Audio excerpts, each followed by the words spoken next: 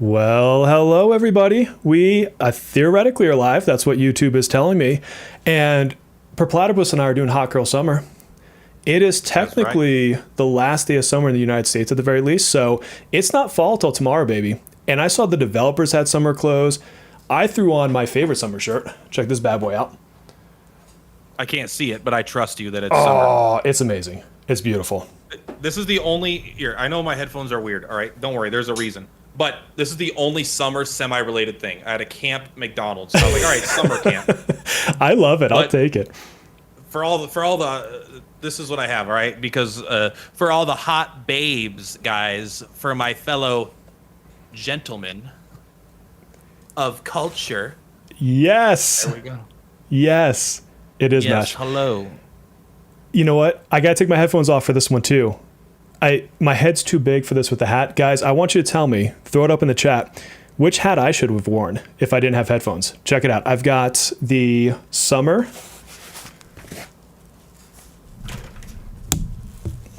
Or. Bam. Or I've got the Sojiro. I told you guys I had this hat. Which one screams summer to you more? Look at these hats. And I gotta put my headphones on because if Perplatypus is talking, I have no idea what mess he's getting me into. No, because I both can't see you and read, and I'm not reading the chat. I'm just trusting you right now that they were incredible. Oh yeah, I'm sure they. If I'm I sure pull they chat were. up, I get too distracted if I actually pull chat up. I'll just start reading it. And you'll ask me a question. I'll be like, "What? This guy said that I look like." Never mind. But like, we can't let that slide. I'll just start yelling at people in chat. Yeah, I feel like they love that. Everybody, what do you think of Perplatypus's amazing hat? Like I'm vibing with it. I love that thing. And so I'm gonna this is gonna be fun because I'm not used to talking to chat while talking to you simultaneously. So we're gonna see how skilled we can be today. See, this is actually two hats. Ooh, what? Oh, okay. Okay. He's a transformer. You guys didn't know this about Platty. Actually, it might just be one hat that collapses. Ooh. Ooh, okay. They're telling me my white hat is more fall hat if I got a scarf, which I do. I have 4 or 5 that I like to rock. All right. All right. So, guys, we had the stream today. I threw the poll up. So far, 73% of you found it to be awesome. I, for obvious reasons, thought it was amazing. But, Platty, I haven't had a chance to watch your video. What was your initial reactions and thoughts to what you saw? Well, you actually, maybe, I don't know if it's good or bad to know, but my video, I didn't even give opinions on it. I just kind of stated what was. That was kind of my goal. I was like, all right, I didn't state that many opinions. I just wanted people to know what the information was. It seemed like it was like, I'm mostly concerned, but it seems mostly positive. Here's my thing, is we were like, oh, we don't know. This might be a 1-week patch cycle. Turns out it's even longer than 2 weeks. So Yes. It's like, it's not till October 9th is the next patch. And the actual amount of content to do being added is very light. So it's like, yeah, there's a mini game. Yeah, there's like the new battle mode or whatever.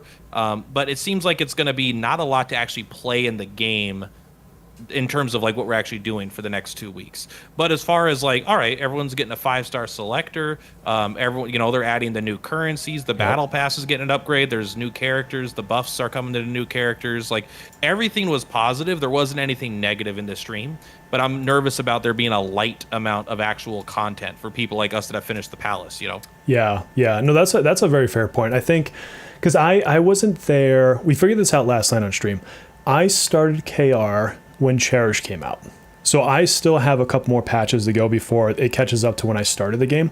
And so I was not around for the summer event to tell you how, I guess, long the content takes. But we know there's different classes of people. And a lot of times creators like us are faster to consume the content because we're making guides. We tend to play the game on streams. Like we have the availability or the opportunity where we take the opportunity to do so.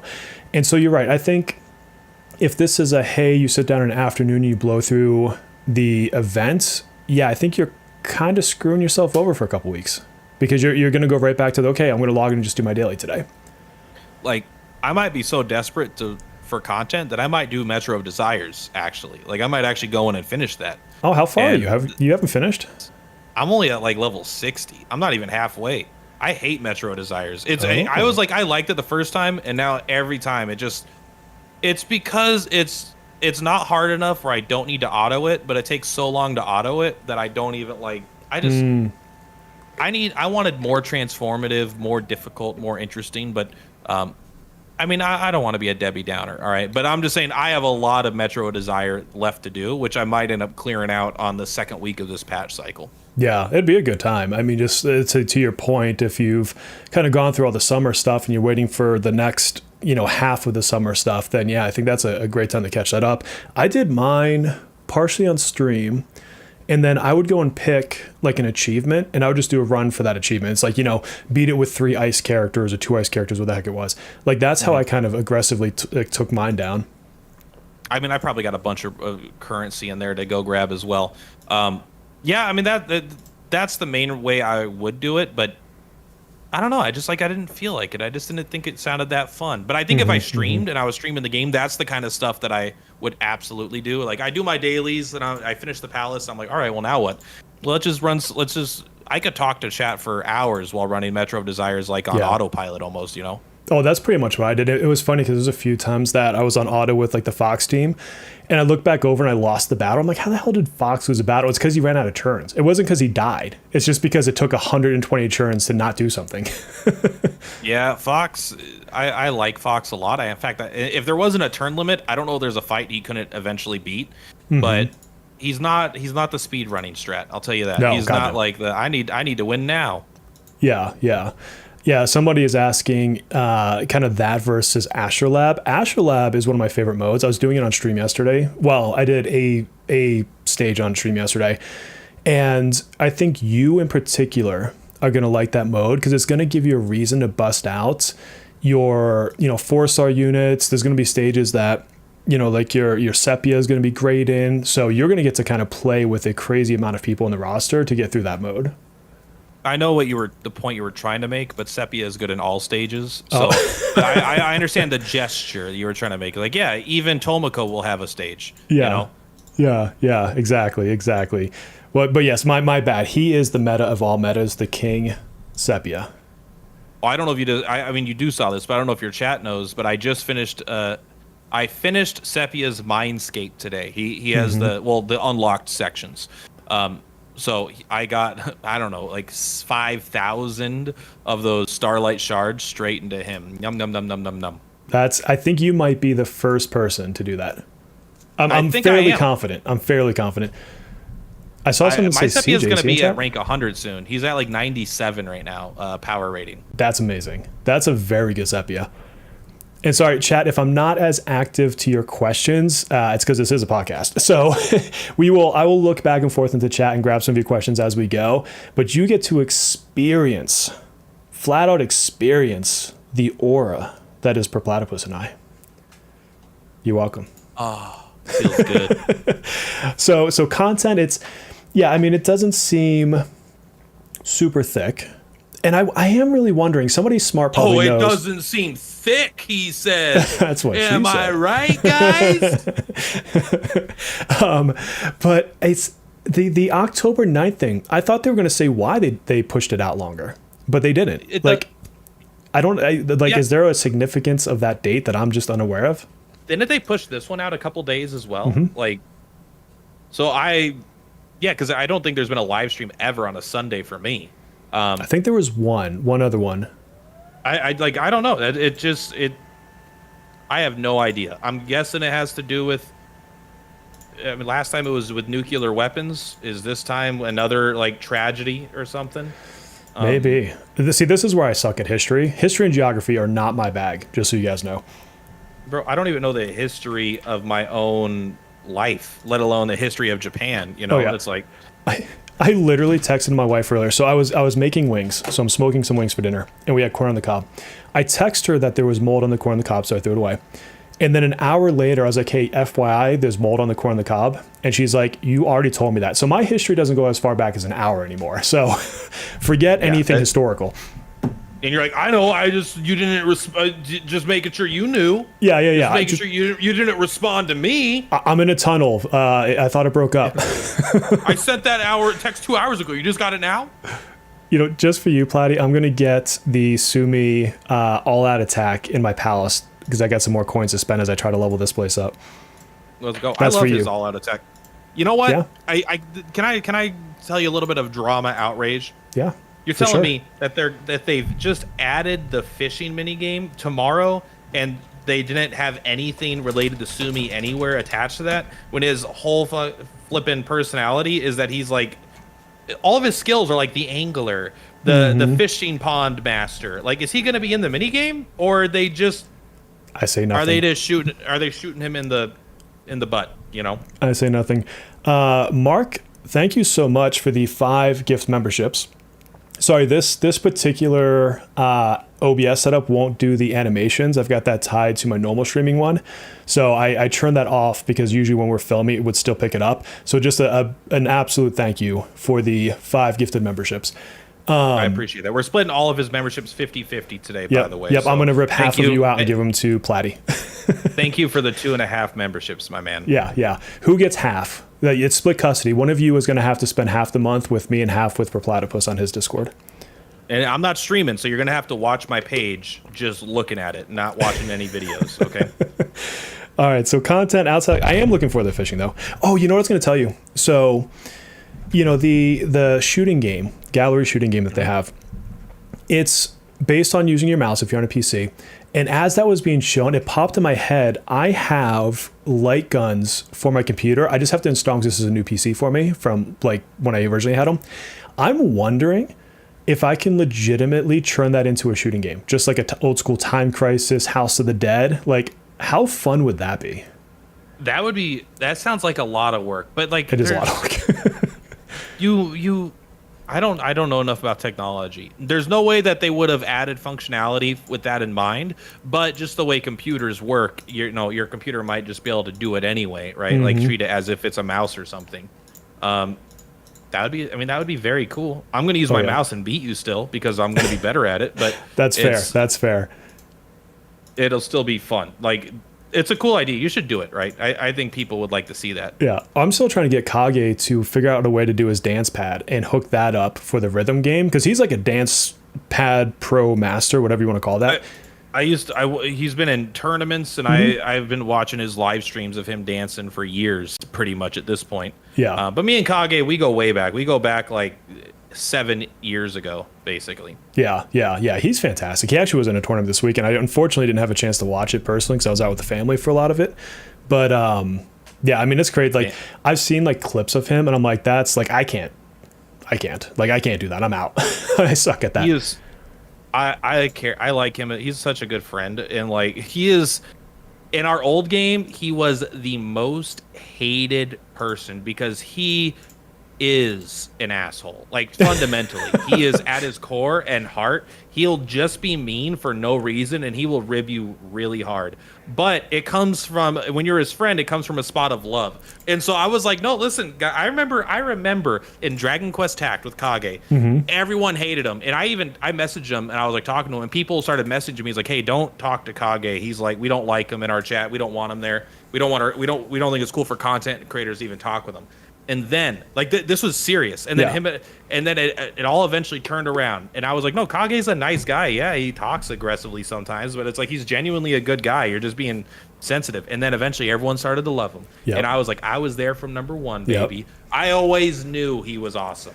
Platypus has a heart Kage, like, on his chest. You guys don't know it, but he does. Yeah, I got a hard Kage. I thought you said I got a hard Kage. I'm like, I don't know what that means. That's a whole different kind of thing. Yeah. So if you guys have never watched one of our podcasts, first of all, what are you doing? I actually made a podcast playlist in YouTube yesterday. Go watch them all. But we are infamous for our tangents. We're here to talk about the live stream, and we've barely done that in the last 15 minutes. And this is very par for the course for us. So I hope you know what you got yourself into by coming live, because we don't edit this stuff. Like, we legitimately just go into whatever flows. And the live stream, I think, is more set up to be conversational and off topic. That's I feel like that's kind of the vibe in general. Oh, God. Someone said Kage per Platypus fanfic is coming. We're going to get some sort of art. Yeah, let's see what kind of art that creates. what in South Park is like, how do the Japanese decide who is gay? Do you Yeah. remember when Randy finds out what Yahweh is Yeah. or whatever, and it's Tweak and Craig, that whole episode? I love that episode, man. Oh, thanks for telling me. So apparently, when you go to YouTube, it doesn't auto order the playlist, which is interesting because it should just be like, oh, you uploaded this one first. So I'll have to go fix that. Two things. One, I think it does auto organize it, but if you create the playlist, I think it'll add them in there, like in the order you added them first. And as you make new videos, they go in there. They'll automatically go in one spot because it's the newest one. But if you make the playlist and you add all of them and go through it, it might do them in the order you actually clicked on them. Yeah. Okay. To add them themselves. I don't know. It could be a little bit weird. Zev, we might have to have you in one of our podcasts because Zevi is talking about how he always goes into random tangents. So I think if the three of us can just have like a Three Stooges voice of the Velvet Room and just not do anything productive, like that would be fantastic. Like never even talk about Persona. We'll start there and we'll end on something completely unrelated like tennis shoes. I don't know. Yeah, we'll end up talking. Well, I mean, I'm not going to talk about tennis shoes. I got no idea about tennis shoes, honestly. I could, but I do you want to, you know what? Speaking of tangent, where are my shoes? 1 second. Are they in here? No. I wear one pair of shoes every day for the last. I'm gonna get it. I'm gonna get my shoes. Go get your shoes. I'm telling you. Let me see them. This is relevant. Okay, guys. This is how you know it's meta. Is his shoes? Just FYI, you didn't realize that. And my use of shoes is either A, what my wife buys me because I wear my walking shoes out, or B, what I think is cute. Like I have Converse that have a solar system on the side of them because they're hella fine. Like. And I could put an outfit together with those. My Kage is hanging out. No, look at this. Look at this. Yep. Okay. Can you see this? This. We got to buy you some shoes. I have money, but this is the only pair of shoes that I wear every single day for everything. Melissa says Plaid has legs confirmed. What? That's true. You know, I can't lie. But what's the opposite of a sneakerhead? You know, I'm like a... You know, I don't want to say anything because I don't want it to sound like an offensive slur by mistake or something, you know. But like, if there's the opposite of a sneakerhead, that's what I am. That's you. You know, so something. We'll swing it back to the live stream for at least a half a moment. Buffs. Let's talk buffs. People got them. Let's do it. So I'm gonna go out of order, and I'm gonna talk about Summer. I'm not gonna use their new names, guys. Just know that I'm gonna say Summer Closer and Summer Moko. Like that's life. Tropical Closer. Yeah. What is beach something? I don't remember. It's not tropical though. Yeah. They couldn't even just do tropical with both of them. So Summer Tomoko. It was what got me on that one is most of what they showed is already what she has. She got buffs. I forget exactly when, but not too long ago on the other servers, and they showed those as buffs and the buff she actually got. So there was only like maybe 3 things that were new to her. And I also felt like her buffs weren't that crazy. There was like some decent ones, I guess. Yeah. But Closer felt like she got like way more stuff. Oh, for sure. I think so. On Tomoko, she got, if I remember correctly, it's when she gives you EHR, it also gives you attack, which is good. It's not like that's useless. And then on one of her awakenings, it was like you got more attack, but then you're chasing awakenings, and I honestly don't think she's worth chasing awakenings for. And then her weapon got an extra like defense down by like 12%. So it's all like nice to have, I guess you could say, but it's not like any of it where it's like, oh my God, now she does this super crazy mega thing and everybody should pull her because she's going to be the best buffer / healer that came, you know, in all time. This is the issue with like, I mean, here, I actually think it'd be pretty powerful. If you have her A1, I guess, like you can get 45% defense down with A1. And if you have her weapon or whatever, right, you can get like another 30% down. You can get like whatever, 80% defense down or something, which is like good, right? Like, and that's in addition to all the other stuff she's doing, lowering their attack, blah, blah, blah. But still, I'm like, is that worth like $200 over just having like Yao Ling, who already does like 110% defense down with like her A1 or something? You know, it's like, I just don't know. I will say I think I will get Tomoko because she seems very good with Sumi, because she cares about 5 hits, and Sumi has an attack that does 5 hits. I'm like, this seems perfect. But I'm not sure if she's absolutely busted or anything. Tropical Closer sounds like an ointment, Kage just said. Yeah, he wouldn't mind rubbing that on himself. Am I right? Give me a handful of Tropical Closer. But yeah. Like for the healing skill, they added miners, like, because I know they have the healing or whatever, but also they give you a damage up, but then also it converts your ailment accuracy into attack as well. Right? Are those any of those new, or are those all that were already so there? the ones that are new is when she's giving you AHR, you also get attack, and then her awareness giving you an extra attack, and then the 12% defense down on her weapon. Those are the actual new parts versus what you see in the other servers. So her skill 2 doing because it does the heal, it does the ailment accuracy. Yeah. Then it does damage, and it does the converting the ailment accuracy into bonus attack. Yes, if I remember correctly. correctly, Only that very last part was the one that's actually like brand new to us. Yeah, and then her A1 will give, I want to say it's her A1 that makes her heal for everybody as opposed to 2 people. So I still, and this is, so I have this conversation with a lot of people, via chat or Discord. It's when I say someone is not a must pull, don't confuse that with they're bad. It just means they're not doing something revolutionary and game breaking, arguably game breaking, like say, I don't know, Cord or Anj or Futaba, like these individuals that really kind of redefine how you run your entire units. Like, she's a good healer. She's a good buffer. I think she's good in so many different kinds of teams, but your account will live without her. You can just put a different buffer in her place. You can put a debuffer out there. So I've had a couple of people already challenge me and say, oh, but like this, like she's really, I'm like, she is really good. But also Riddle, believe it or not, is really good with Haru. Like, so it doesn't mean she's bad, what I'm saying. It's people, especially in this game. A lot of gacha games, I feel like must pull is like misinterpreted, but especially in this game, I think the even phrase almost doesn't make any sense until you put in something else. Like, it's like A plus B equals C. It's like must pull plus what is you need your objective equals, then you can get your yes or no. Like, what is your actual objective in the game? If you want to get #1 guild, #1 on the leaderboards, then every character in the game is a must pull for their patch cycle. If you want to clear content, there's never been a must pull character because Anne can clear every bit of content in the entire game. No problem. She's just strong enough. Like, Mark, thank you for the sub or membership. I thank you for that too. There's no reason you must pull anything at any point. Like, it's just for fun. Because there's no content in the game that's like currently that's been in the game. Like, maybe if you want to get all the rewards from Metro of Desires, then you must pull Fox because there's not enough ice characters, right? Like, so you need to. I think you just need to be like, is a character must pull? It depends on your objective. Then you could figure out if they are a must pull. And the answer for me is always no. The closest has been Cord because she fundamentally does something different than everyone else. Yeah.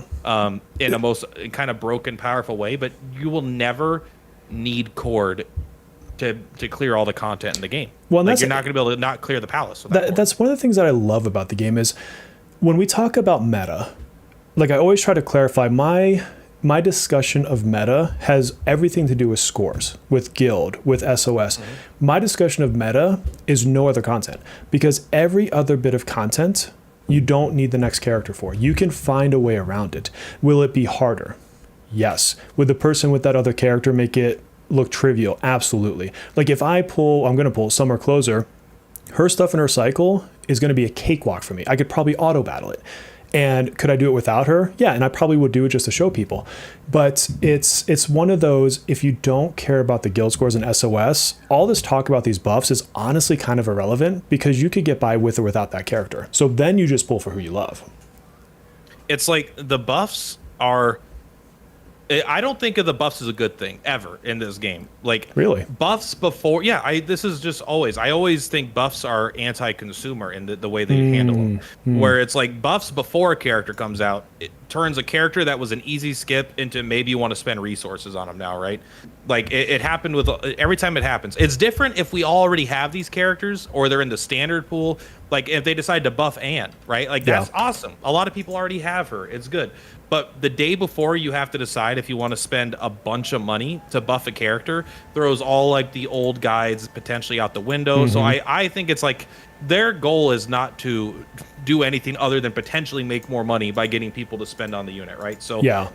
the way they handle these buffs, I don't think are pro-consumer, and I think they're usually negative. But even then, another layer to it, in my opinion, is, like you said, if you have an A0, you can clear all the content very easily and probably rank very high in all the leaderboards, even if you're not going to be in the top 10. But like you could be a top maybe 20%, 10% kind of player just by having the character.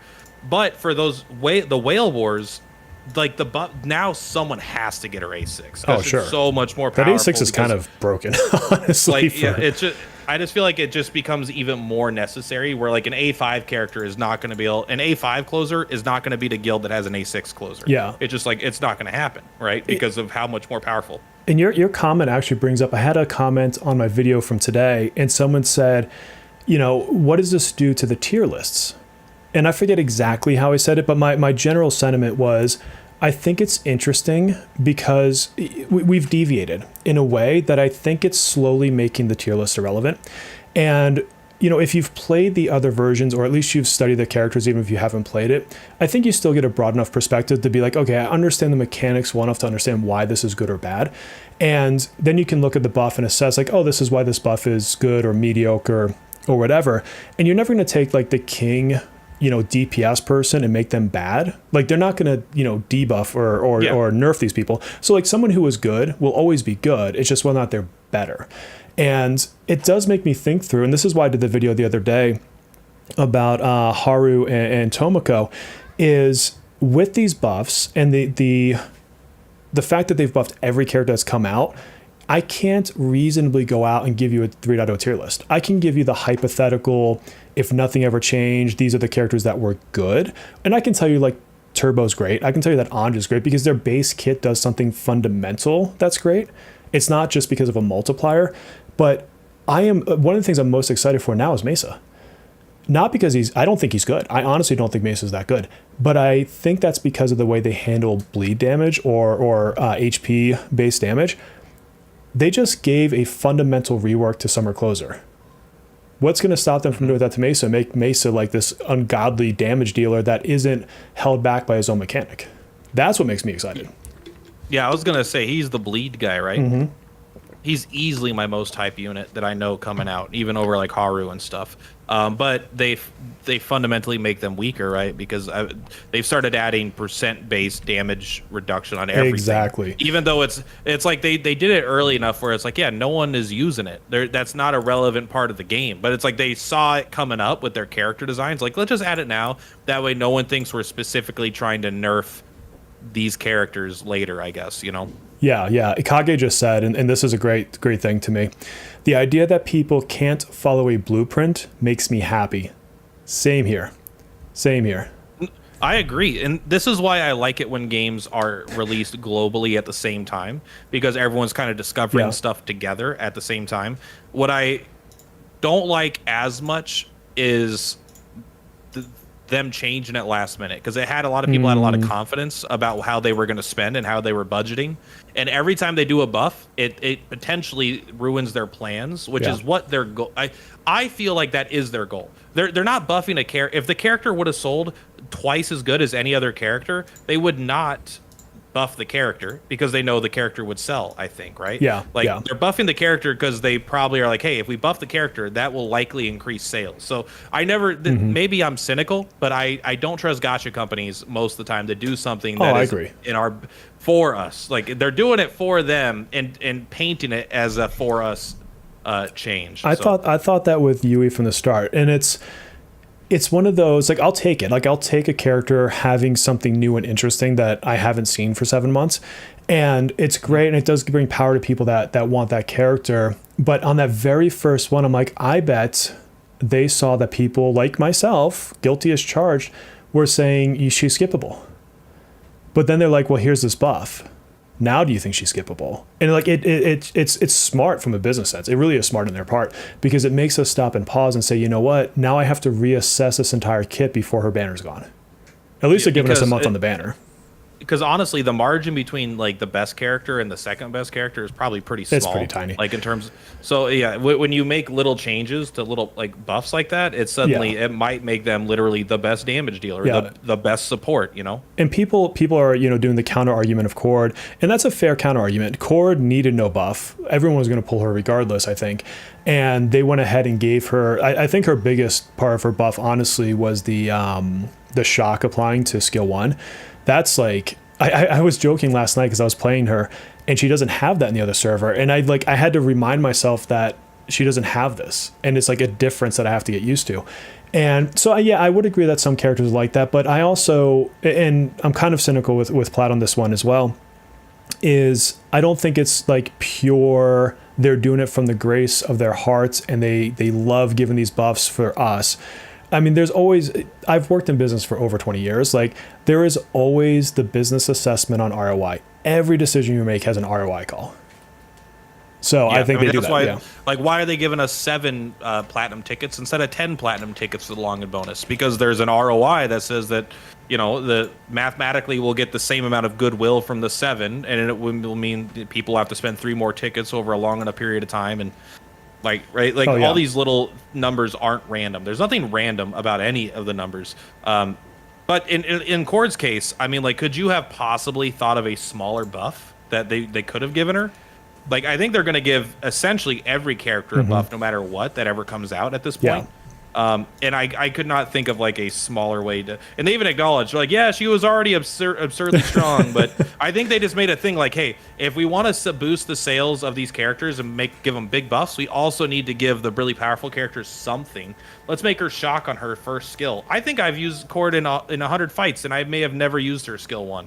Like, maybe I've used it like once or twice. I don't know, but it's like, I use skill 2, skill 3, and then I might skill to a different character whose different highlight I want to use, and then go back to skill 3. Maybe if a fight goes long enough, I'll start using the skill 1, but she kills everything so fast it's never relevant, I feel like. So, and out of all of it, the shock, I care about the shock that much?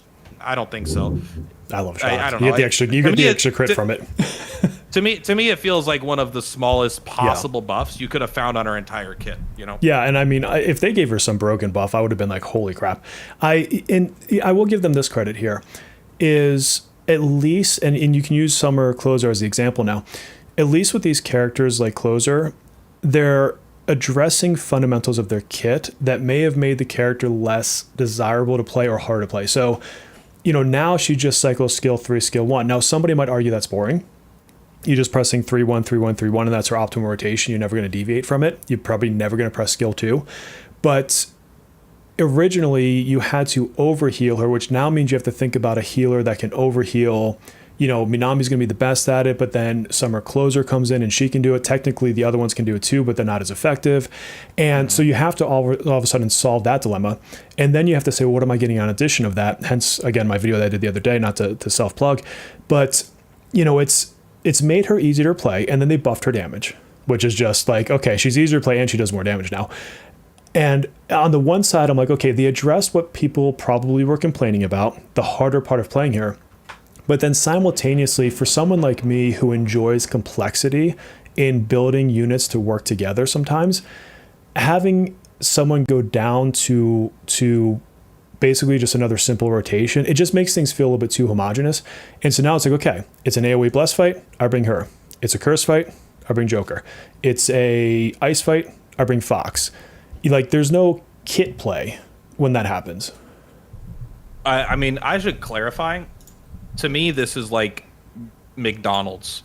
I want it, and I know, but even if I know it's not good for me, in a sense, like, I want them to buff all these characters, and an easy skip now becomes one. Maybe I do need to pull her now. Maybe she is really good. I'm like, I want them to do this for every character because I like it, and it's fun for me because someone that probably gets most of the characters. I mean, I have literally every character right now, but I still am like, I don't know if it's like good. Like, I think it's probably still, it's like, but people like doing things against their goodwill, all the time. People like gambling, and no one thinks gambling is a good idea. So I want them to keep doing it, and I'm happy they're doing it. But I also feel like I could be like, I don't think that it's like consumer friendly. Or I'm playing a gacha. Out of all the things, nothing is consumer friendly in a gacha. I hate remember, to say in a gacha, I fundamentally see things through a different lens than if I do. Like if I'm playing Persona 5 and they're like, hey, we buffed Mona's skills in the actual Persona 5 Royale. I'm like, that's cool. Yeah. I don't know, maybe I'll play that again. But in a gacha, everything. They're adding a new currency. Oh, you can now do the Cognite gems and get them in tasks. I'm like, you just want me to log in every 8 hours, right? You want me to log in 3 times a day so I don't lose whatever efficiency you want me to do. I look through everything in a cynical lens, and that doesn't mean I'm not having fun and I'm still playing it and I'm falling for all their tricks. Like another example, add better deals in the shop. I want to, if you just added a $20 packet that was, better, I'd spend $20 more every single patch. And I'm like, yeah, that's not good. I shouldn't spend $20 more, but I want it anyway. And I would engage with it. I will spend more on this game this year than probably my last 3 or 4 years of buying games for consoles, period. But, and again, this is as a content creator, and I reinvest what chat gives me back into the game. So it's not like it's all my money. Like I'm not like, oh, I'm a martyr, I'm out here spending all this money. Like I reinvest what I get from YouTube. But all the same, like it's a gacha game, and I'm basically paying $50 for a pixel. I would be careful. I mean, look at this is I'm gonna be nitpicky here. You could use whatever language you want.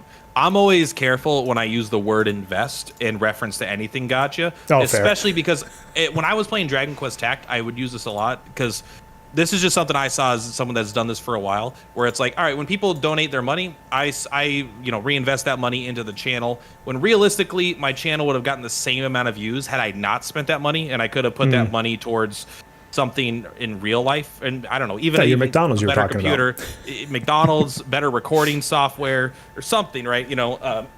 So I'm always a little weird. I'm always nitpicky about the word invest. Yeah, that's all.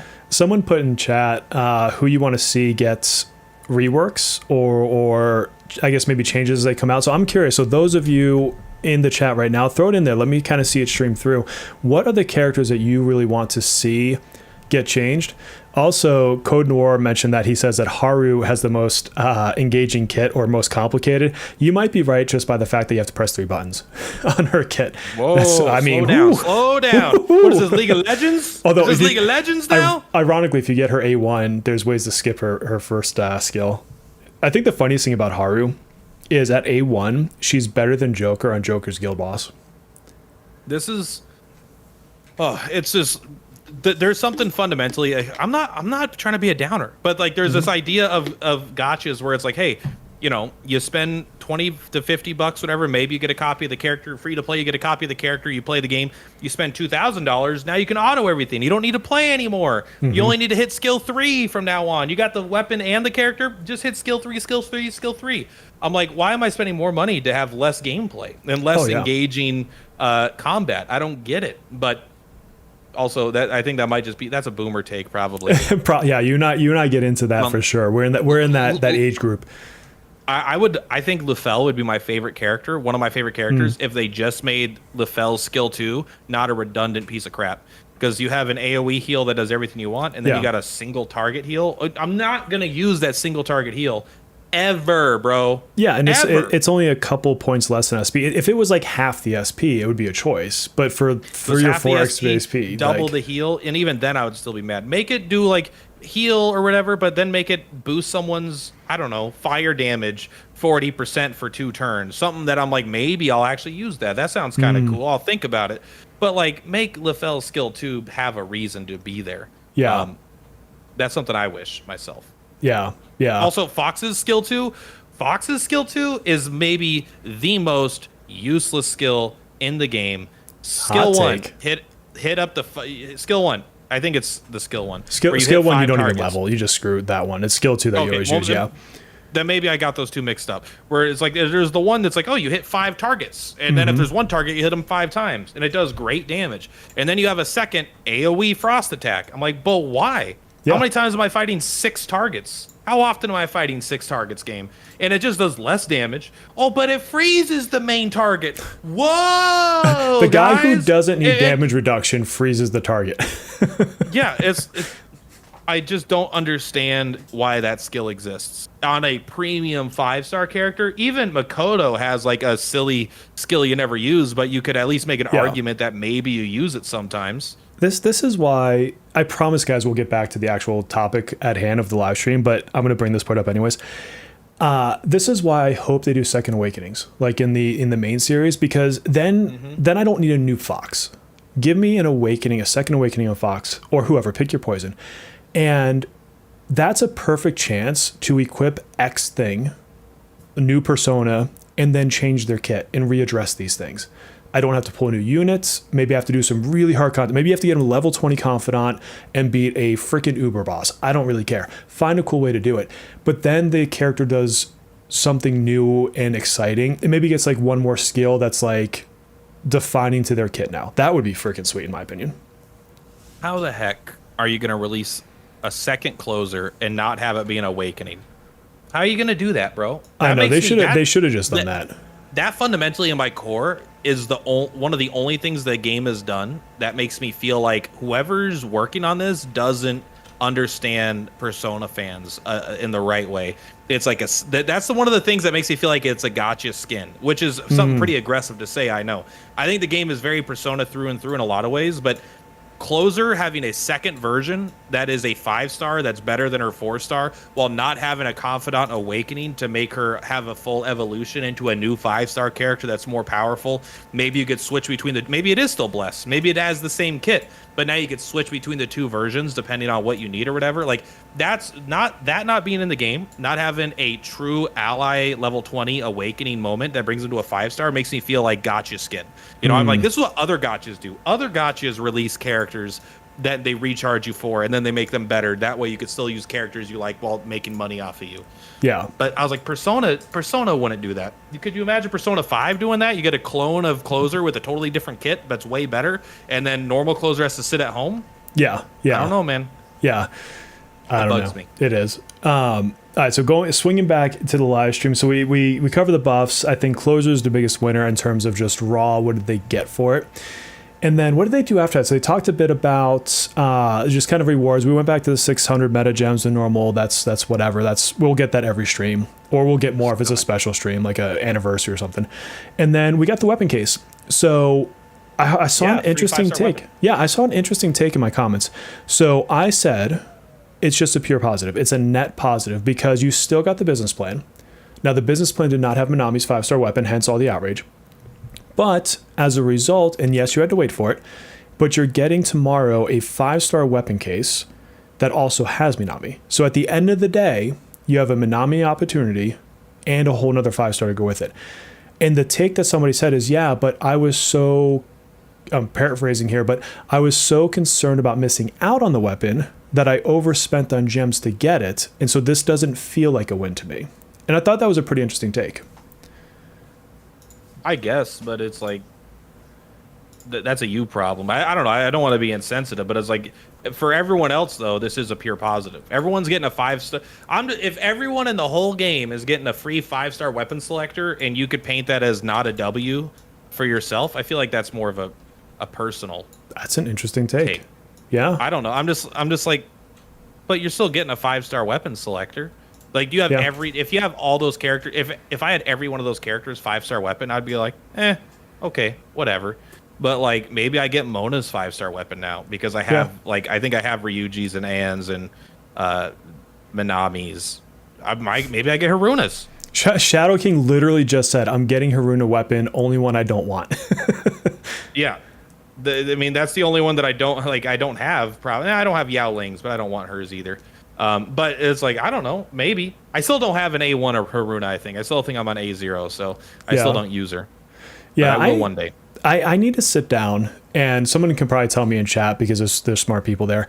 I still need to really sit down and look at her overall kit, and if her buffs are better than I give her credit for, or if it's at a certain like awakening breakthrough point. But I just think through if I don't need sustain for Haru, because that's always a big thing. Everyone's like, well, you know, her with Haru, and yes, she's good with Haru. I did math on it. But I wonder if you don't need a healer, if Riddle or Leo is a better slot in than Summer Moko. And the thing is, with the buffs with Summer Moko, I really need to rethink about the math. But I don't know. I haven't sat down and actually looked at all the buffs and like written them down and thought about when you ramp them up and all this other stuff that makes it complicated. I feel like Summer Moko just does so yes, much. Riddle, earphone. Summer Moko does so much stuff though. It's hard for me to like. If you want a pure buffer, I bet Leon is still just better than her, honestly. Like for a single target buffer. But like when I think about Moko, it's like yeah, she does some damage, and she also increases your ailment accuracy, and she also buffs attack, and she also buffs damage, and she decreases the enemy damage, and she also heals, and she also does this. And it's all with like skill 3. You know, it's like she does like 15 different ways of support. So that's what I really like about her, but. I think Haruna at A2 becomes like a top tier support. I mean, all you need to do is look at every person that tops the CSOS, right? It's like there's not always, but there's a Haruna in there a lot of the time because she's like actually cracked if you have the proper awakenings on her. Yeah.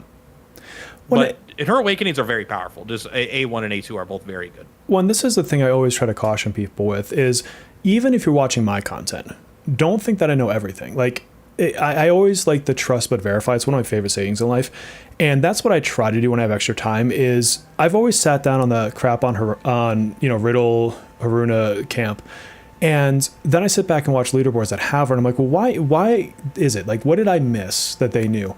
And so I think what I literally need to do one of these days is just make a very simple spreadsheet because I love my spreadsheets and just put all the characters that are doing buffs down a list, what buffs they're giving, how hard it is to ramp up those buffs, and then just see. Then just see. Because then it's just math. It's like, okay, this one's 30%, 10%, 15%. This stat is better than that stat. And then it's not a question. It's just a matter of mathematics at that point. Which is, I'm happy that you're willing to do the spreadsheet because I'm not going to do it. I'm much more of a vibe tier list guy. I'm like, I don't know. It doesn't feel right. It's like every tier list. That's what I kind of like though, is because every time I do a tier list, the characters move up and down like a decent amount of the time. So it's always fun for me to do a tier list because I'm like, Lefel was like in the F tier, and now Lefel's up in like high B or maybe almost A tier now for me. Yeah. So it's like because I had bad vibes early on. Yeah. This is funny too because Ren just said, I think a turbo with her stats cut in half would be better than A6 Riddle. And you're probably right, Ren. But I think the other thing I always try to paint for people too is like, I'm playing the game tomorrow. Tomorrow does not have turbo. Tomorrow does not have Windvast. Tomorrow does not have Anj.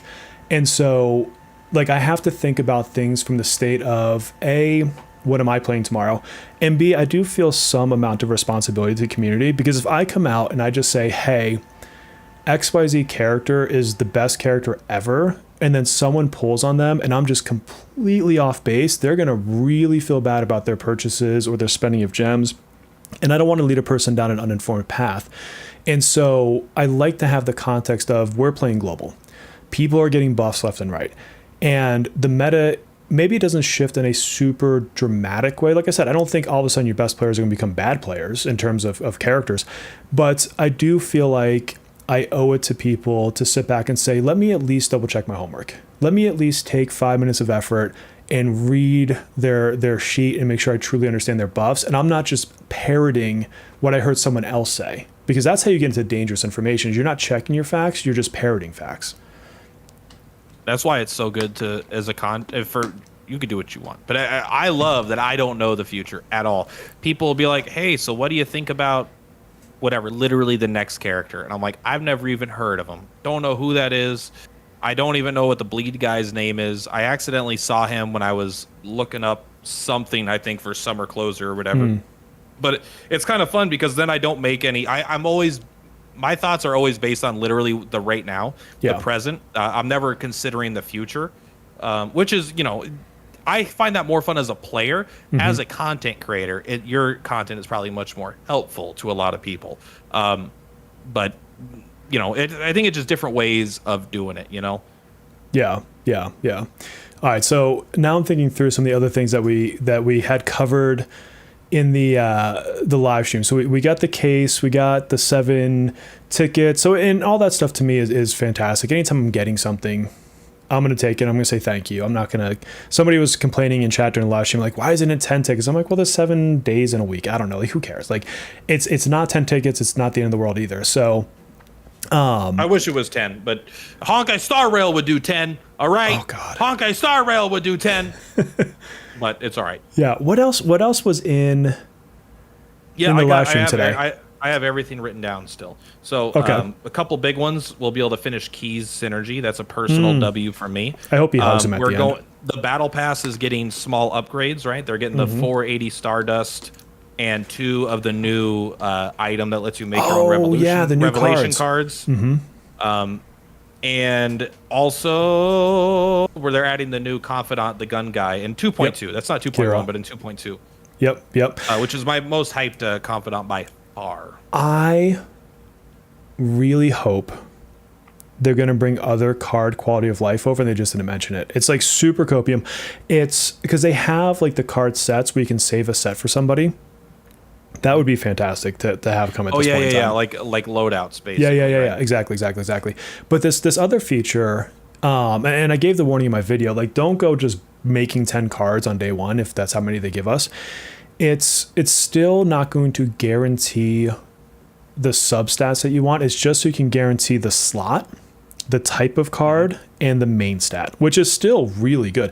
I can't tell you how many times I've been pulling and I'm like, just give me the flipping star card, period. Not even like the right main stat, just give me the damn card. And I couldn't even get that. So I think they're really good for, I've got 3 good cards and I just can't get the main stat on a card that I need for this other of the 4 slots. And use it for that reason, and then just understand it's still gambling. You're still going to sit back and probably not get every substat that you want. Yeah, in fact, you're almost guaranteed to not. Plus, you know that these are going to be premium items just for the fact that the paid battle pass has 2 of them, right? The paid battle passes, they're going to add 2. So there'll probably be an early influx of them. Like maybe we'll get like 5 total, 10 total, something like that.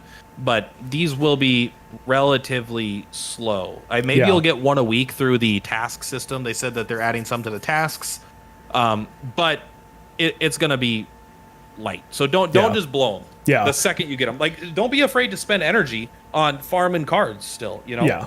Yeah. You should really do it. I think after if you spend like a day of energy and don't get a specific card you want for a character and you're 1 card away from completing like a set, then maybe you use one, right? Because you shouldn't just sit on them forever. You should use them, but not willy-nilly. Don't do an entire set for a character. Do it like specifically. Like get 3 cards for the character that you really want, and then find their 4th card. If you're not having any luck, use it on that. You know. Oh, Missidian just said we need. Oh, hey, Missidian, we need Phantom Collectors Club. I don't like. What is that? Like, let me know what that means, Missidian. Like, I'm curious what you're getting at there. And Melissa, the reason I said 10 is just because in their screen they had 10 of them. It may not be what we get. We might get like 5 in the mail or something like that. Who knows? And I'm sure they'll tie some to events. They're not like, they don't come in super frequently.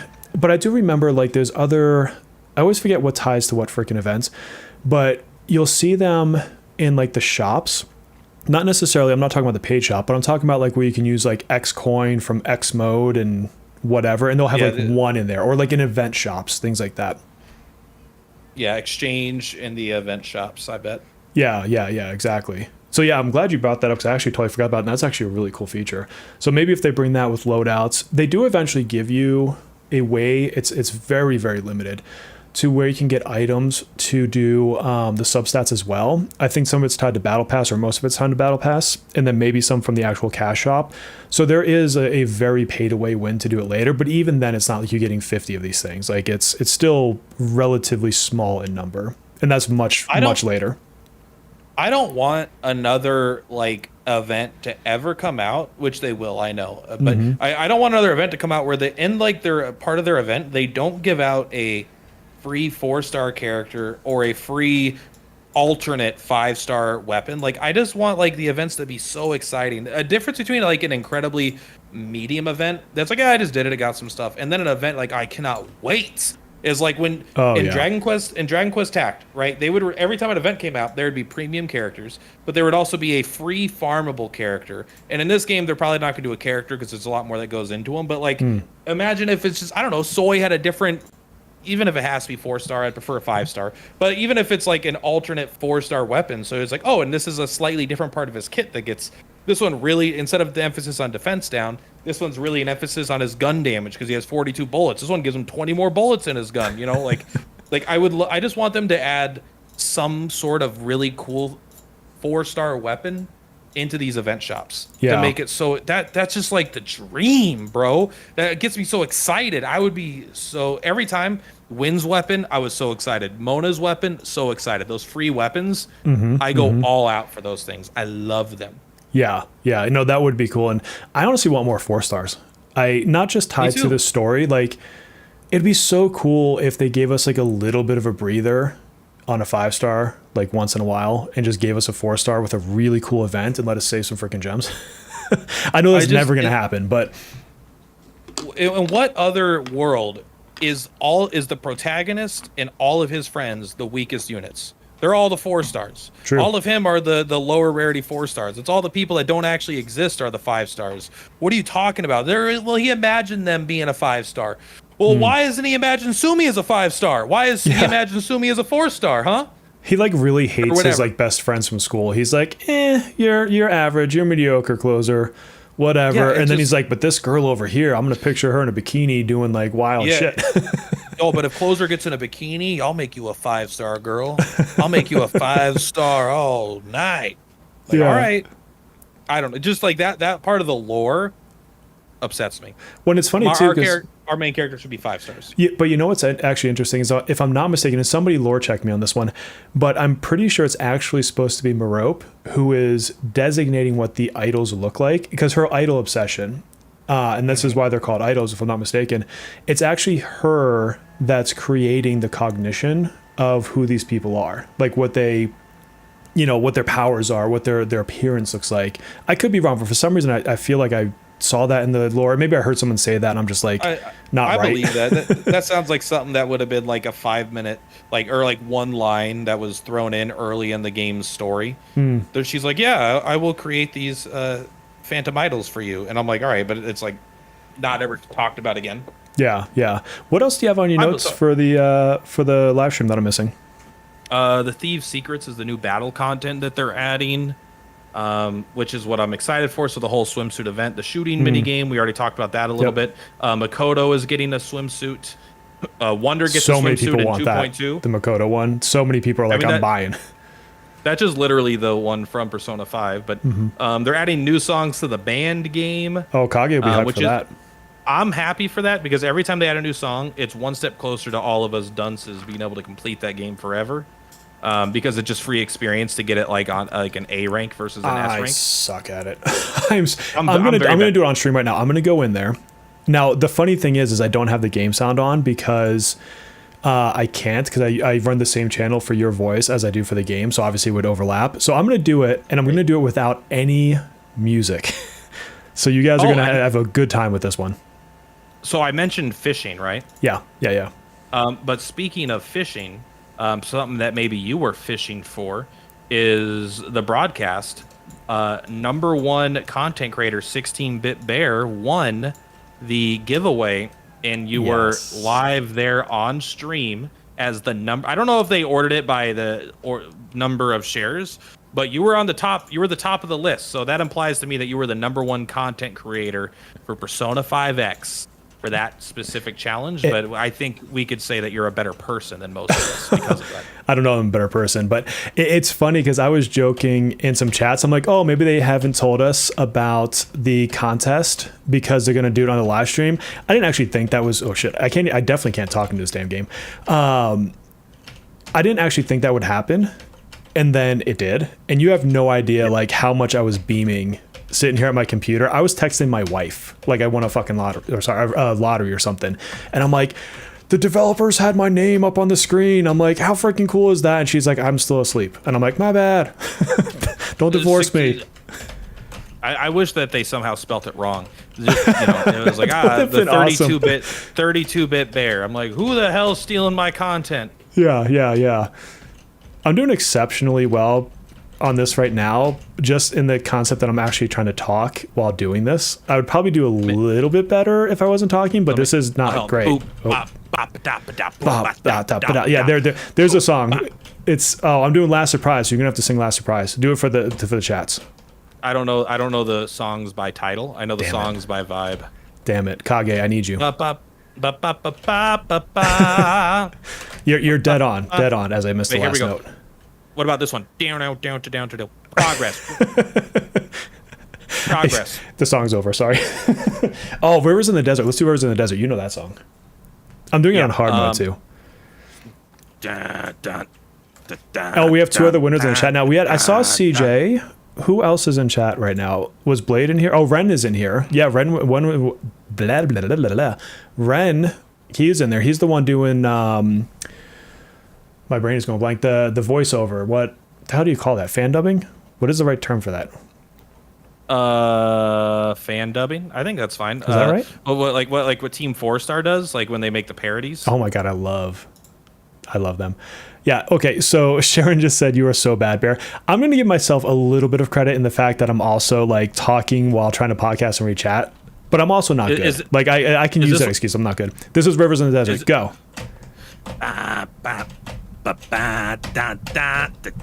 You're pretty dead on. Somebody clip the shit out of this.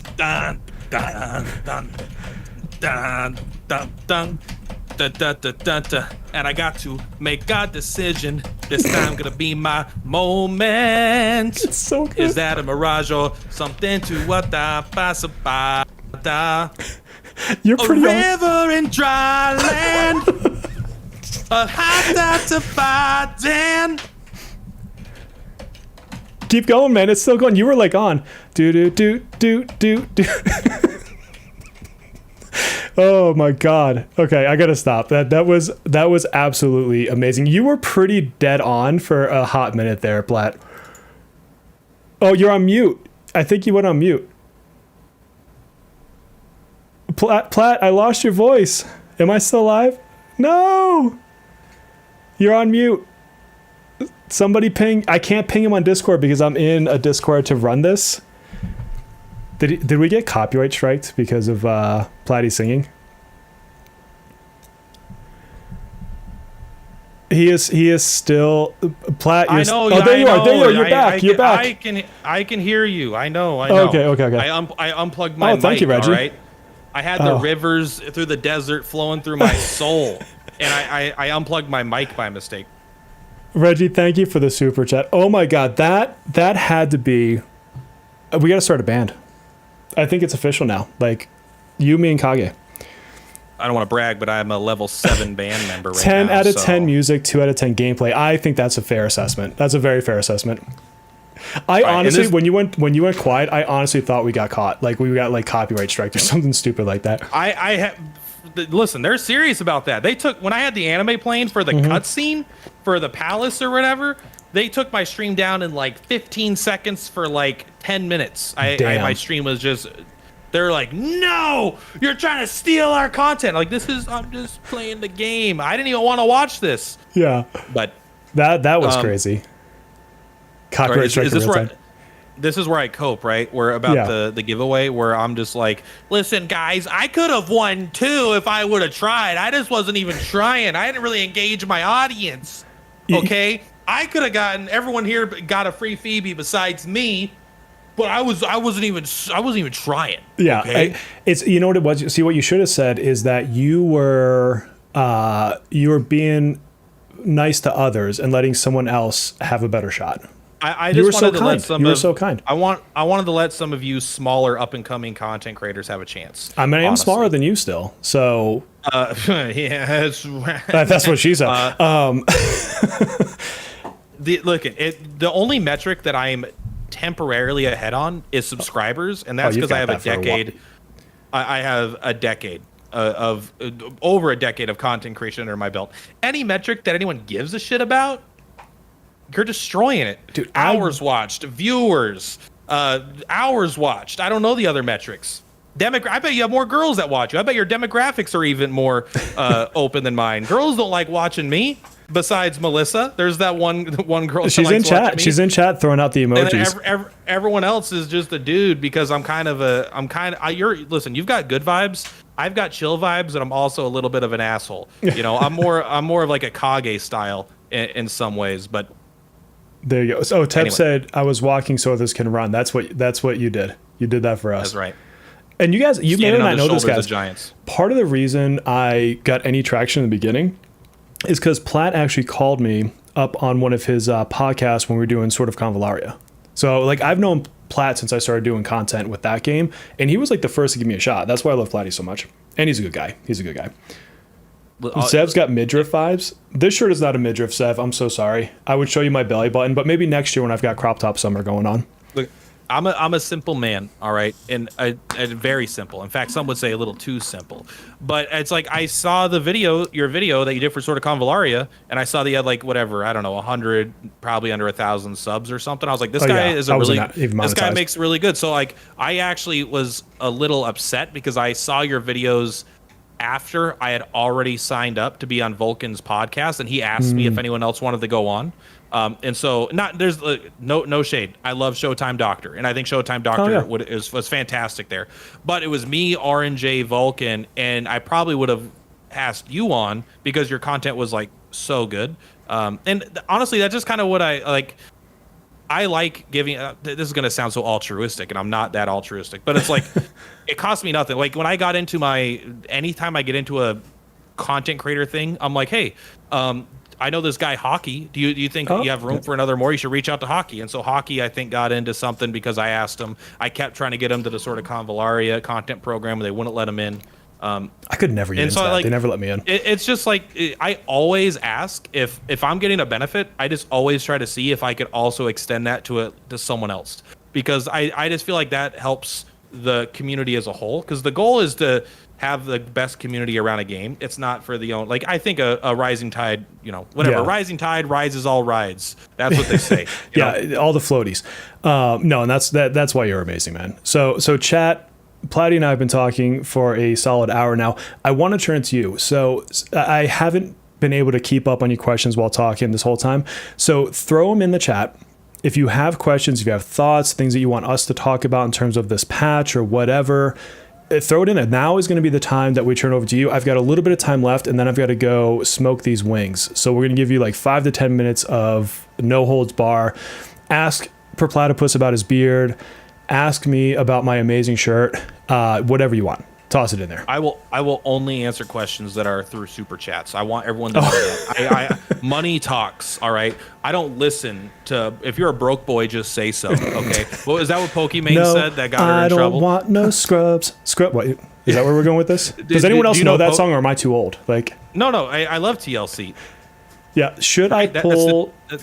My wife got a TLC shirt the other day, by the way. Should I pull Summer Closer? Here's my thing on Summer Closer. I still don't think that she's a must pull. Her buffs are good. She's easier to use. She's better than she was. But I think the issue, and this isn't just a Summer Closer issue, the issue is she's great at her own bosses. She's good AoE damage. But what else? What else are you going to do? I mean, the Velvet Trials, if you really are struggling with Velvet Trials, she'll help you there. And then, of course, having extra characters for Astrolab is great. But she's not like a Cord where you're going to slot her into 47 different teams and almost every composition works with her and she brings something for every team. And that's part of why supports are good. On the flip side, you do still need damage dealers because what is your support supporting if not a damage dealer? So I don't think she's a must-need, but I do still think she's good. I think she's fundamentally pointless. Not pointless. She has a purpose. But I don't think that if you have Joker, you have Anne, you have... even at Fox potentially, right? It's like you just don't need her, and we already know you can 100% the bless Velvet Trials without her because Kage did before the character was out. Bear has. I'm still working on it, but like you don't need her for the bless team for Velvet Trials. So if you're pulling her for leaderboards. That's it. Yeah, and leaderboards are relatively fruitless because someone in your guild can pull her, and so you probably don't have to. And then as far as the SOS, just be in the top 50%, top 40% or whatever. It's fine. On KR, I don't chase. I'm not even in a guild. I don't chase leaderboards. I go in there, and a lot of times I'll just mess around to get a score. And I still get all the rewards except for what you get in the guild, which is absolutely nothing. And on SOS, it's really not hard to keep your rank. Now, I'm not going to push rank 8 or whatever the heck the top rank is, but I'm up there enough to get the stuff I care about. Dude, someone asked this question to me all the time in live streams. Important question, Sepia guide when? That's for you, because I'm not going to write it. Sepia guide Have I not done that yet? I don't think so. I honestly don't. I mean, I would assume that I already did, but I guess I didn't. I actually, this is one thing fundamentally that's keeping me from fully going into the Sepia guide, is I haven't been able to determine easily yet if increase in his effective hit rate increases his chance to apply curse procs with his follow up, because it's a baseline 35 I think percent chance per whatever sonnet of whatever. There's 3 different names for the sonnet. So I don't know if you give him 100% effective hit rate, if that becomes a 70%. If it does, it means he could get 14 stacks of curse, like pretty much every time he attacks. So between, I need to figure out if the effective hit rate, the ailment accuracy affects that accuracy. And if it does, then Tomoko is going to be so good with him, the new Tomoko, because she's going to buff his attack. She's going to buff his defense. He does 5 hits for the 5 stacks of spark. It also increases his ailment accuracy. So, maybe I'll try. Maybe I'll do today. I will do I will play enough to, like, all right, have him all attack damage, see how many stacks of curse he does, then have him all get rid of all the attack to only ailment accuracy, and see how many stacks of curse he gets, and then buff it even more with like Nino or something. Fletch just said, Sepia guide. Go to settings, account, delete account, yes, delete account. It's the only he's the only A tier 4-star that's worth ranking up still. That's all I'm gonna say. All right. What do you think how many assassins do you have? He's so good. So many. God. What do you think of the Lufel and his floaty? I think that if I shit you not, if they release that instead of Queen, I would buy it. Why are they not? I mean, dude, it's mascot love. I love the mascots in these games. Give me that damn skin, and I will buy it. I would honestly, I would even buy a Lufel and a bikini skin before I would buy the Makoto one. But the floaty is ideal, I'll be honest. But yeah, that's awesome, right? Reggie just gave $5, so he gets to jump the line. $5 super chat. Platt said money talks. So here's a question: is your outro actually you singing? No, unless you mean the bye. I love the bye. If you go to what's the name of the website? It's literally just it's a robot. It's not even real music. It's I should do that. It's AI music, and I have like a bunch of them. I don't know if you probably can't hear my desktop if I play anything anyway. No, I don't have a passion through. But it's I have like 10 different per platypus is the greatest. I just use that one because that's the one that people liked. I love that one. I actually think it's fun. I love it. I've had a few people say they hate it, where they're like, I liked the video until the AI slop came up, and I'm like, well, I like it, and it's my YouTube channel, and I've had 10x the compliments as opposed to the downsides. Just turn the video off 3 seconds early. There you go. Problem solved. Okay, what characters would you want to see get a buff on release? I know this might be more towards me than you, just because you don't look as to the future as I do. There's 2. Akechi, because Persona 5 love, and Mont Figure Skater, or Swan Mont, whatever the hell they call her. I adore her animations. I think they are gorgeous. I can't think of a reason to pull her other than the fact I just want to. Kind of like Yui. Like, yeah, you can say you can bring her in ice and win trials, whatever.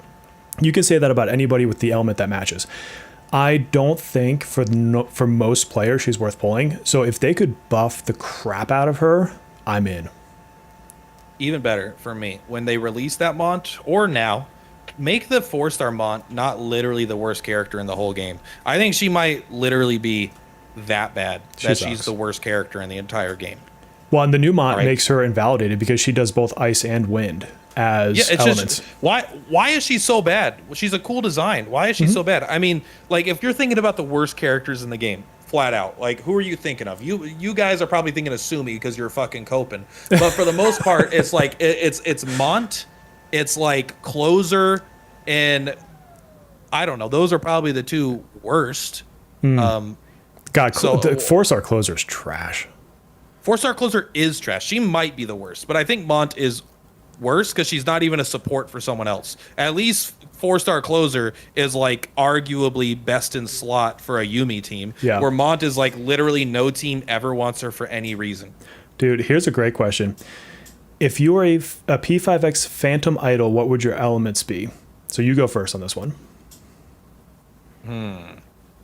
Honestly, can you have more than one, or you're no? You're you know what? Mont Figure Skater's got more than one, so do it.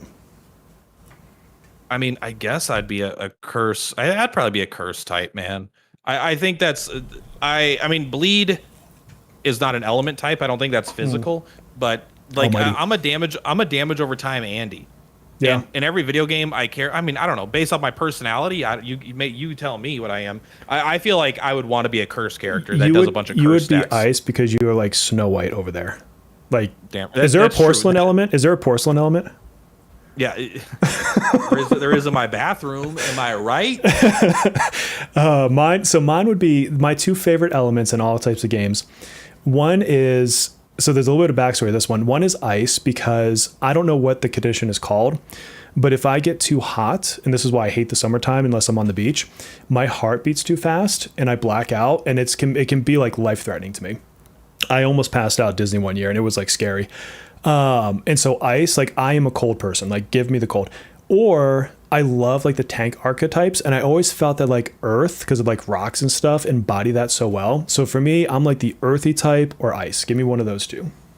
You're right. Maybe ice does sound right because I'm always sweating because I'm like, oh, it needs to be hotter in here. But also, Polar I'm bear, probably yes. physically, I'm probably closer to a tank than I am an assassin. You know, I don't think I have very many, and the ice is always the tanky parts. You know, I mean, unless you count Mont, who doesn't have an identity and doesn't need to be in the game.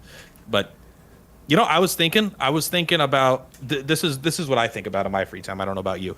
I was thinking, how bad of a joke could I make that you would still laugh and pretend it was an okay joke, just to be polite while we're live together. And I don't mean offensive. I don't mean like something like, wow, that was really racist, Platt. Ha ha ha ha. I don't mean like that. I mean like if I'm like, all right, guys, be right back. I gotta take a big runny shit, and you would just be like, ah ha ha. Okay, Platt. Then later you're like, what was that stuff about you taking a shit? You said that 3 times. Yeah, You know? you could probably get away with a lot with me.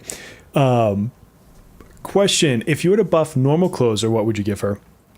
I mean, she just needs completely better damage. The problem is at this point, you'd have to buff her into a 5-star. There's nothing really to do with her.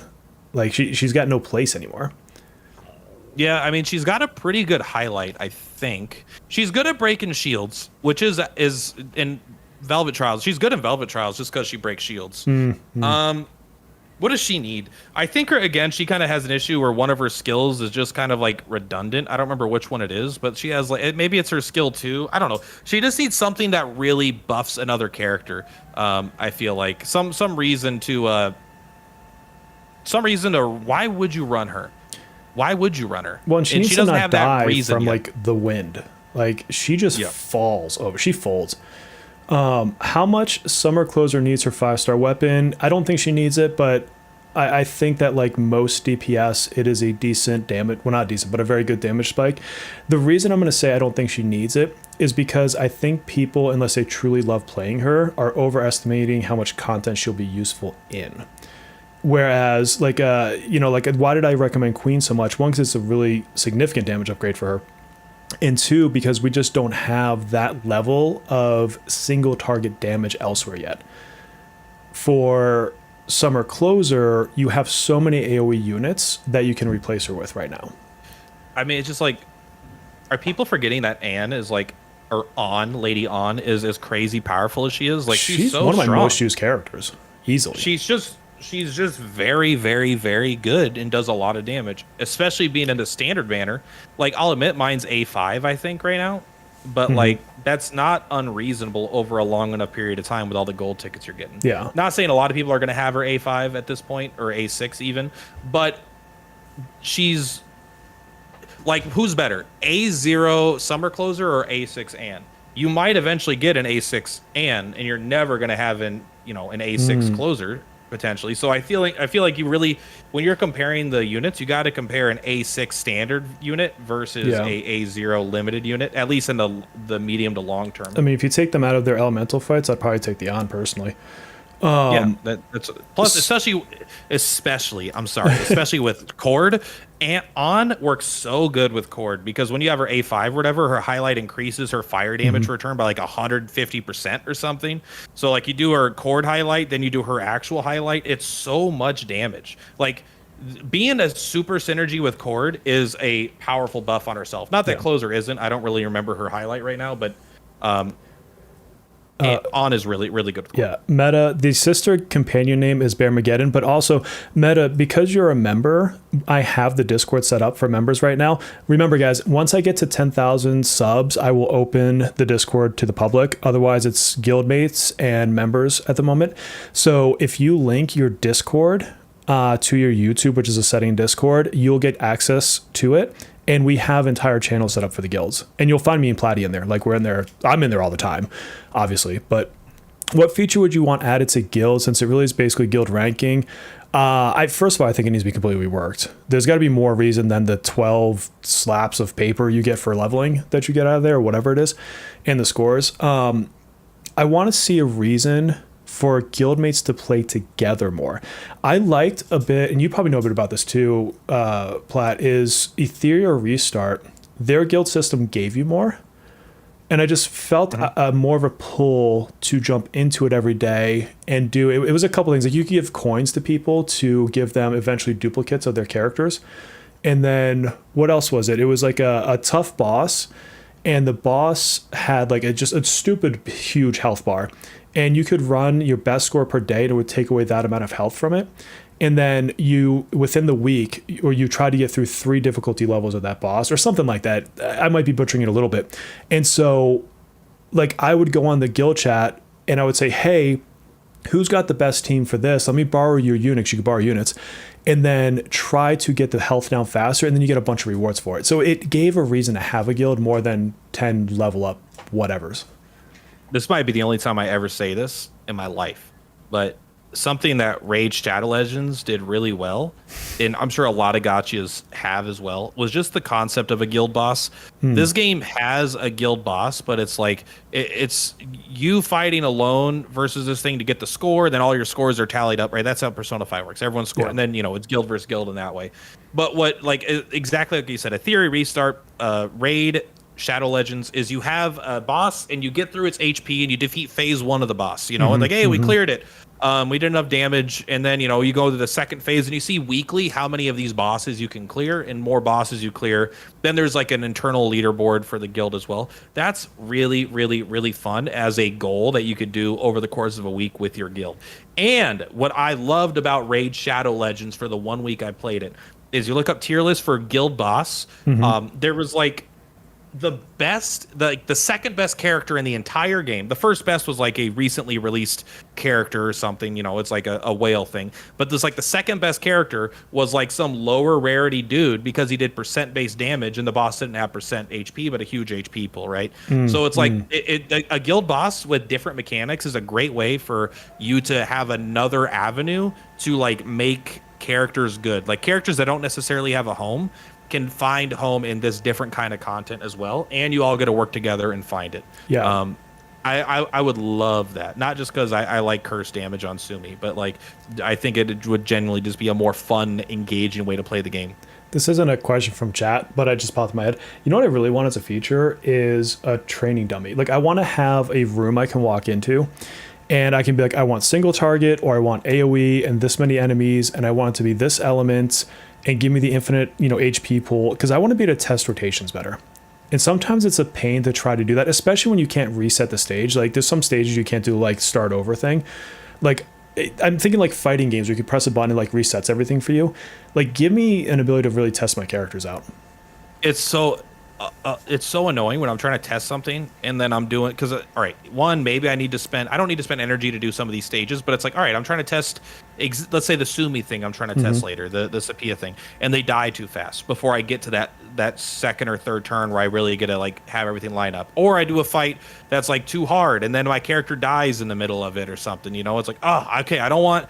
Now I got to change my team, bring Mary in. All right, she's not who I wanted, but at least we'll stay alive. So it's always trying to it's hard to find a proper training stage as well when you're trying to test something. Yeah. Because characters will die too fast, or they'll be too strong, or I'll go into the stage and this guy is resistant to curse, and I'm trying to test, critical damage on Joker, but then a dummy, no problems. If you go in, it doesn't attack. You get to test everything you want to test. If I could take it even a step further, just give me a training simulation where I can slot. I can't keep anything, but I get a fully maxed character.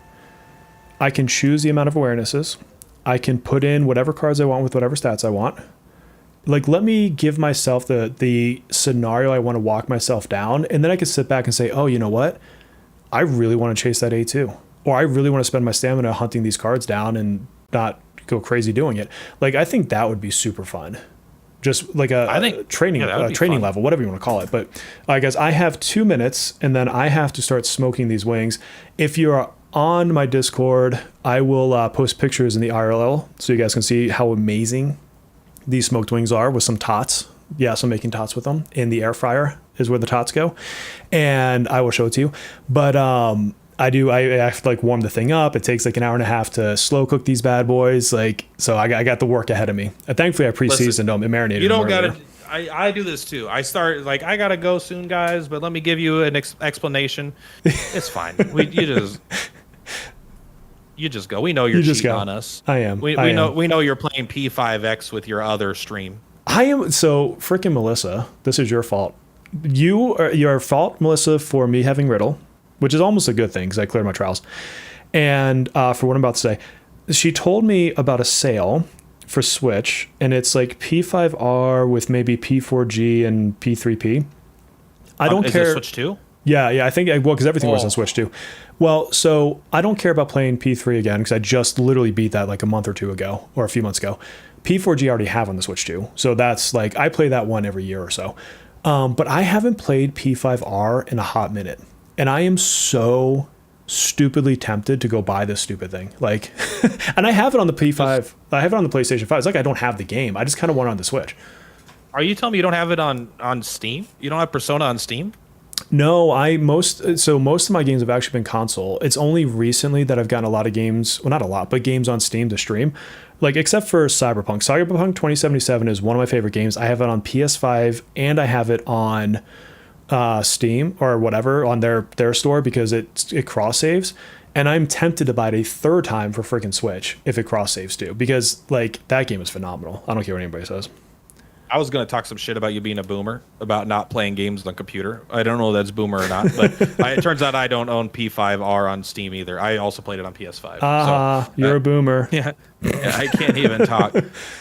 Okay, so everybody, welcome to what is the now live today version of We Go on Tangents, and maybe for 30% of the time actually talk about the topic at hand. This is never going to change. You're probably going to see this on my screen if you're capturing my screen. This image of Shadow Kamoshida. Can you see that instead of my face, or do you see my face? I only see your face right now. Okay. I didn't know if you were. I'm an idiot. All right, don't worry about it. It's okay. We both are. You finish what you were saying. Yes. This just so you know, like we don't actually edit the podcast. There's been one time we edited because we had a total sound issue or something like that, and it was just dead space for like 5 minutes. So like we cut that out, or I forget exactly what happened, but. I think that's the only time I've actually edited the podcast. So what you just saw is literally how Perplatypus and I just hang out and talk. And we just talk about random stuff. So if you liked seeing this live, let us know. I can't do this live every week. Sundays is a lot of family time. I actually skipped going to a really cool thing today because I want to do this with you guys. Don't feel that's not a guilt thing. That came across as a guilt thing. It's not meant to be that. But if we have big patches or like half year anniversary type stuff, like I'd be more than happy to see if we can't slot in and do this live again in a future episode. But let us know what you think. If you're like, I'd rather just throw this on in the background and not have it live, like I'm cool with that too. You know what? And really quick at the end of the stream, I just want to say that the next protagonist in Persona 6 should have a pet turtle. That is our mascot. So we're staying for Fummer Mints because we have to talk about this now, jerk. I want the giraffe. The giraffe? Because just picture a freaking giraffe. Like, people are looking at my screen right now. Picture if I was talking to the Phantom Thieves with the soccer boy, and the giraffe was hiding behind this billboard, trying not to be obvious. And everywhere you go, just picture like there's a giraffe like hiding behind a bush where they're just obvious enough, but like, how stupidly funny would that be? I'm sorry. I thought when we were talking about fake games, fake mascots, we were going to be serious here. He's not going to bring. How is this giraffe going to come to school? It's not. It doesn't make sense, Bear. But like, if you're in your classroom, if you're in your classroom, just picture a giraffe like face popping up when you're taking a quiz, and it's like looking around. Everyone will see it. Everyone will see it. He has to go to school next to a zoo now. He has to have a zoo next door. We have to build a map around this giraffe being around. I mean, listen, a giraffe would be cool, but at that point, I don't know. Let's have a bald eagle in his bag. What if? Let's switch it up, and then we're gonna go. What if Persona 6 takes place in a zoo? You're the animals, and the zookeeper is your mascot. Whoa, that sounds like Shower Orwell Thoughts thing. That sounds like an Animal Farm style situation. It turns out who's really the animals, or who's really in a cage here. Oh, thank you, George Orwell. Oh man. Oh yeah, and we have to get the platypus mascot if that happens. By the way. Yeah, I think that'd be a great pet, and then like a great mascot. Then you accidentally get hit by its poisonous barb and you die, and then it's like, oh, sorry, I'm just a mascot. Yeah, that's who wins at the end. That's how they beat whatever final crazy boss. You just throw a platypus mascot at them. Yeah. Yeah. All right, friends, we're gonna do our sign off here. Thank you for joining us live. This was an absolute blast. I had so much fun, and then like I said, you guys got to see how Platy and I like really like hang out with each other. So we'll talk to each other offline, find out what makes sense for us to do this again in the future at some point. People are saying they want it. Oh, now people are saying, damn, we got furries in the fandom now. So until our next live stream, video, whatever have you, my friends, please take care of yourselves. Plat? We'll see ya in the next one. Bye. Sing your outro. Sing your outro. Platypus on the rise. Watch the views go up. Content king, never down, always going up. Hitting milestones. Fame never lets up. Click that link, dive in deep, never get enough. I've listened to it a lot. All right. Bye, everybody.